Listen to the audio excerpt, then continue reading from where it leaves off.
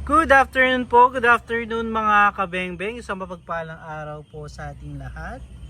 So yan, meron na naman po tayong napaka-poging unit dito sa ating harapan. Ayan, napakaganda ng ating tanawin sa harapan mga kabengbeng. So another Tactical Falcon PCP. Ayan, papunta po ng Suwal, Pangasinan itong unit na ito. So big shoutout sa ating kabengbeng from Suwal, Pangasinan na si Sir Edgardo Osana. Sir Edgardo Osana, ito na po ang inyong Tactical Falcon color green and gold color variant. Ay napaka-pogi mga kabengbeng. Napakaganda talaga ng kulay nito, solid. So ayan po yung ating Tactical Falcon. So nilagay ko lang dito para may flex na maayos yung unit, yung tindig niya, no? So nagpa-add ng bipod si Sir, napakaganda po. So naka BSA black powder 4x16x44, regulated po 0.5 liter bottle tank, napakarami ng hangin yan, 1,800 PSI output, 3,000 PSI maximum input, adjustable hammer spring, then decacker, kanyang safety naman po, folding buttstock, ito naman po yung kanyang adjustable sa kanyang hammer spring, full CNC, napakaganda, walang masabi, 12 rounds magazine. Ayan. So, syempre, mga kabengbeng, bago natin tapusin tong video na ito, i-test po muna natin, grouping test natin, no? So, ito pahawak ko sa aking utol. I-test natin ito sa 37 meters po, no? Ipit lang muna natin dito sa ating gato. Yan.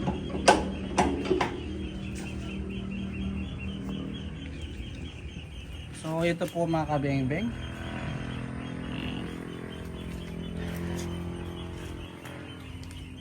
So yan, napaka-pogi. So grouping test po natin siya sa 37 meters mga kabengbeng. Ay po yung ating steel plate. So yan, ewan ko ba anong ginawa ng aking utol, bakit pinortrait niya landscape yung ating. So yan po, napaka-pogi. So ito, gagamitin natin pellet mga kabengbeng, Mature pellets. So nabigla ako, pinortrait niyo yung camera. So mahirapan tayo mag-edit sa ano nun mga beng-beng. Baka mag-portrait yung layout ng video. So ito, Sir Edgardo Osana ng Suwal, Pangasinan. Sir, ito na yung unit mo, grouping test natin sa 37 meters. So yun po yung ating steel plate. So papahaw ko sa aking utol. So first time niya kasi mag-video mga beng-beng. So ito, subukan po natin, grouping test natin bago abutan ng ulan. So date natin ngayon September 26 mga kabengbeng, Friday. Ayan po. So subukan po natin, grouping test natin, no?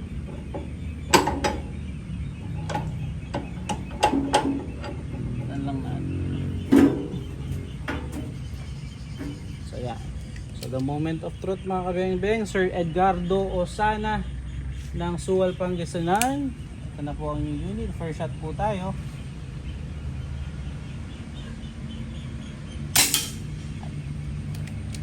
Second shot.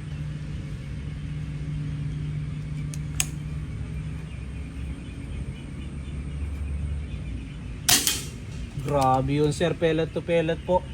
Pangatlo.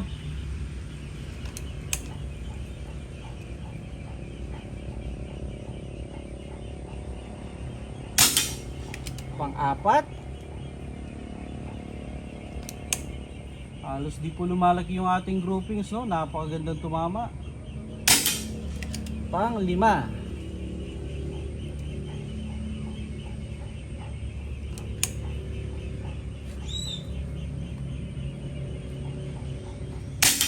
Kaganda tumama, sir. Pang-anim.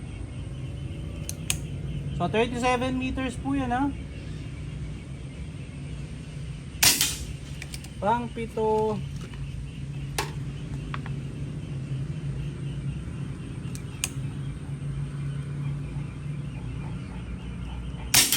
Solid, sir.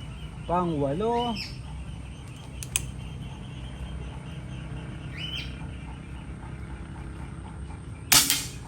Pang-siyam.